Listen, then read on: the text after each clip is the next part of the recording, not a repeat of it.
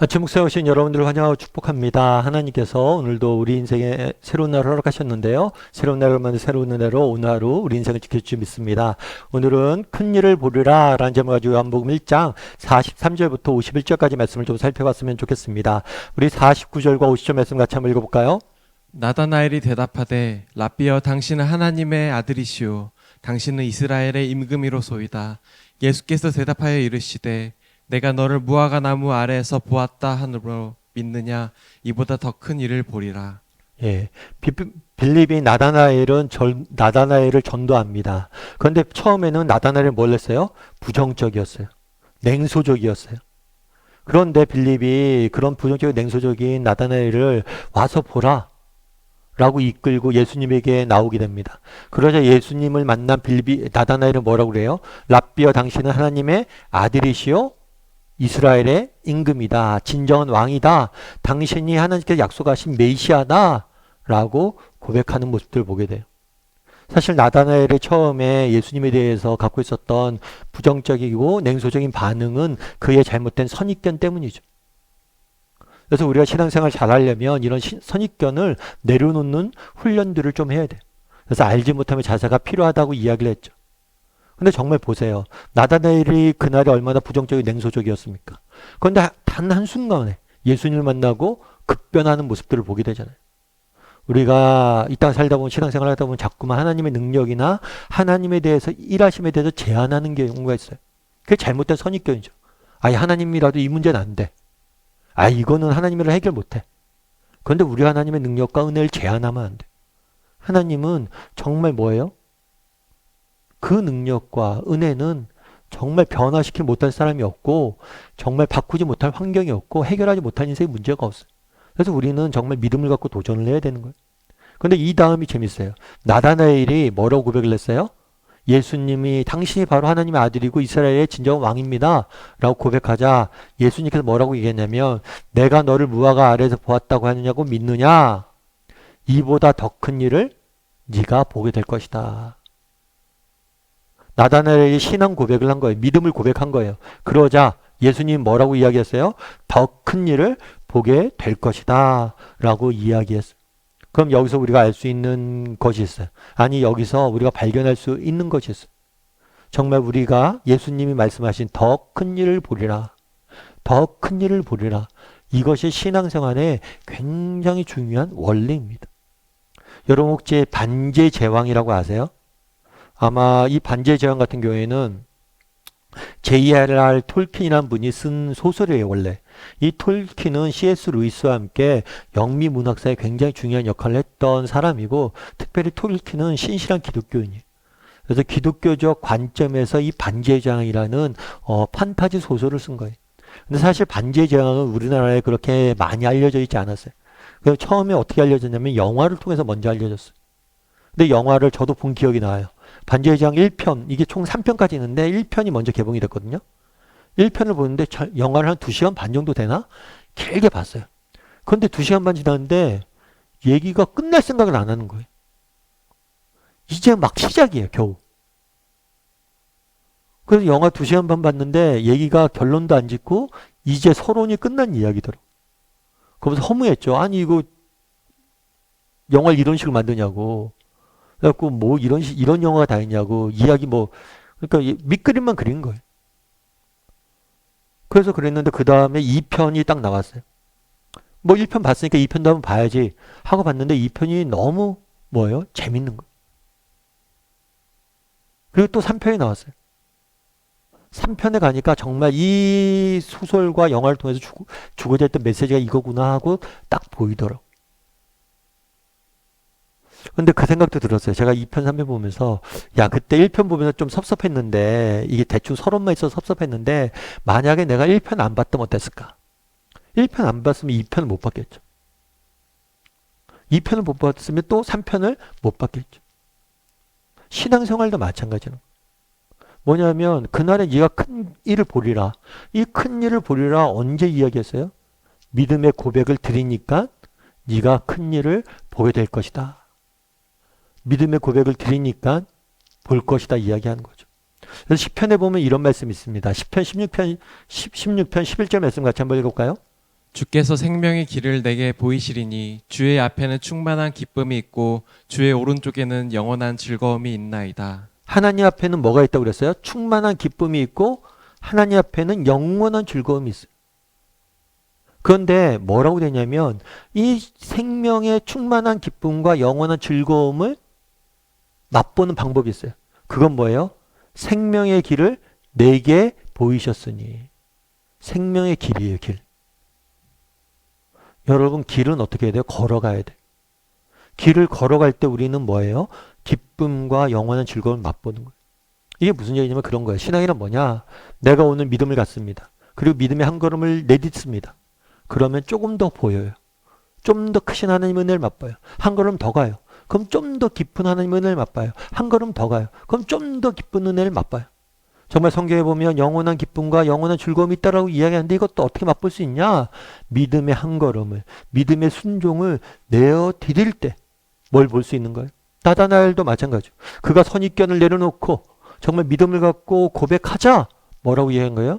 네가 더 큰 일을 보게 될 것이다. 우리가 정말 그렇게 볼 수 있어야 된다. 믿음의 한 걸음을 내딜 수 있어야 된다는 거예요. 왜 많은 사람들이 하나님이 주시는 은혜와 하나님이 주시는 정말 기도응답의 역사와 또 하나님이 주시는 그런 영원한 기쁨과 즐거움을 맛보지 못합니까?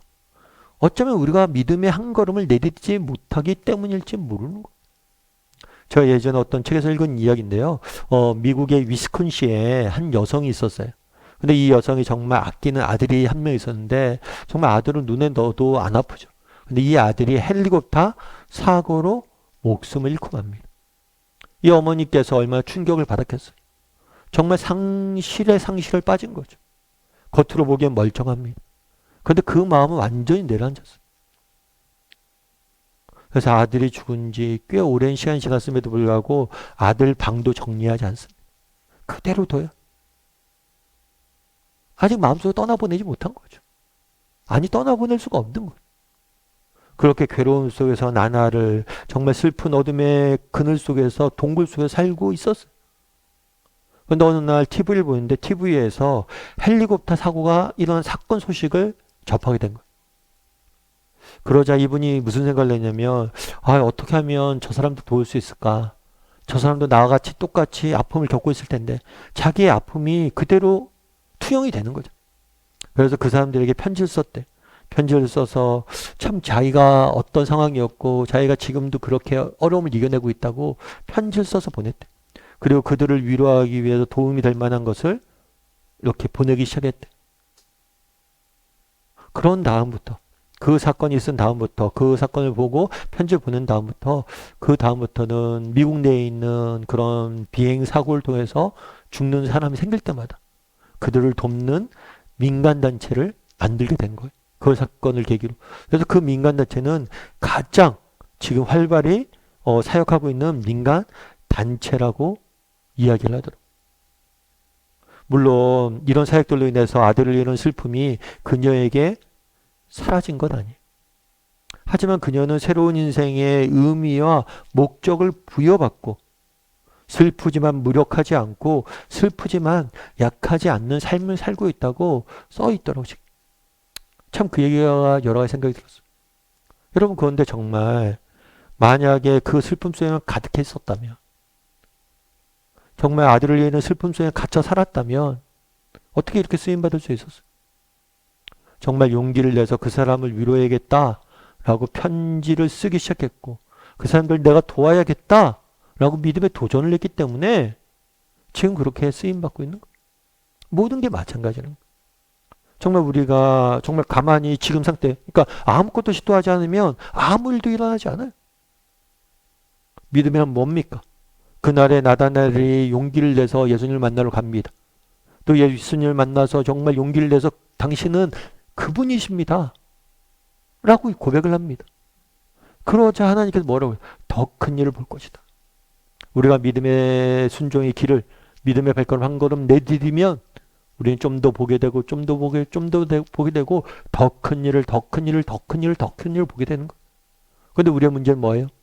믿음의 한 걸음을 내딛지 않는 거예요. 믿음에 도전하지 않는 거.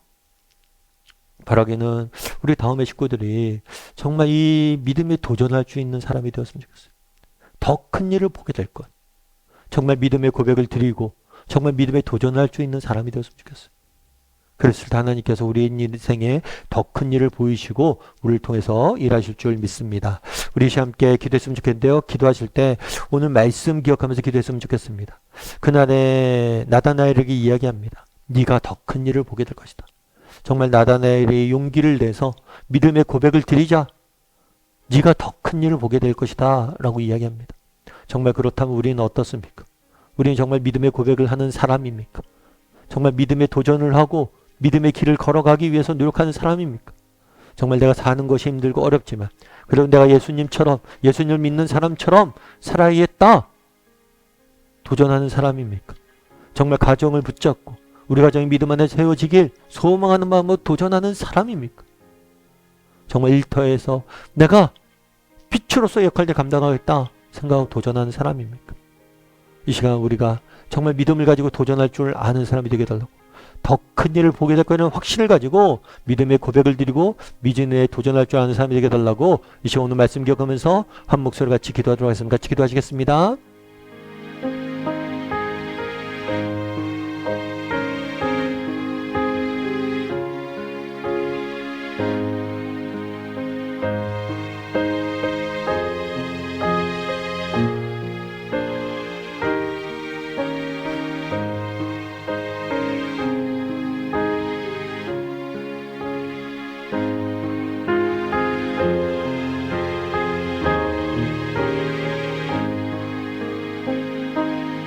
사랑의 하나님, 그날에 나다나엘이 당신이 정말 하나님의 아들이십니다 고백하자. 네가 무화과 나무에 봤다고 나를 믿느냐? 더 큰 일을 보게 될 것이다 라고 말합니다. 정말 우리도 나다나엘처럼 고백할 수 있게 도와주시옵소서. 우리가 믿음을 가지고 정말 하나님 앞에 고백하고 믿음을 가지고 도전하게 도와주시옵소서.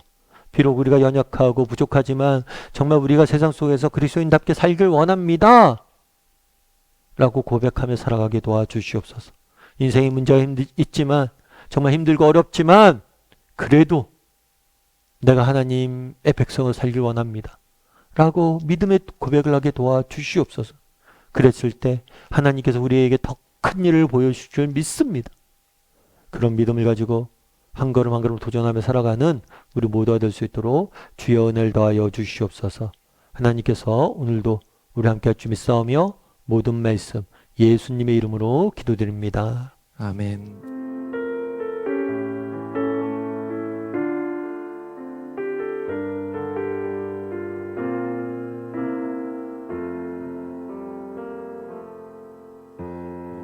오늘 이곳에 계신 성령님 우리에게 말씀하시고 우릴 가르치소서.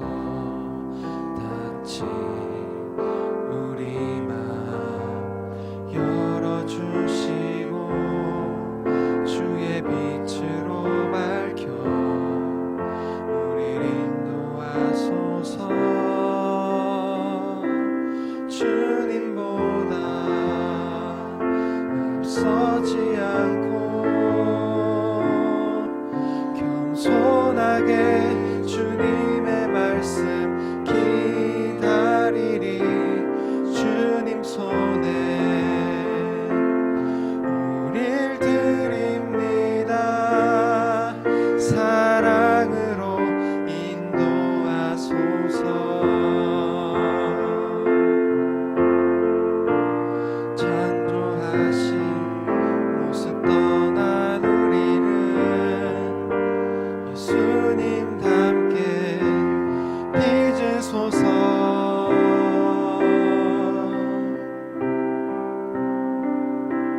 주님보다 앞서지 않고 겸손하게 주님의 말씀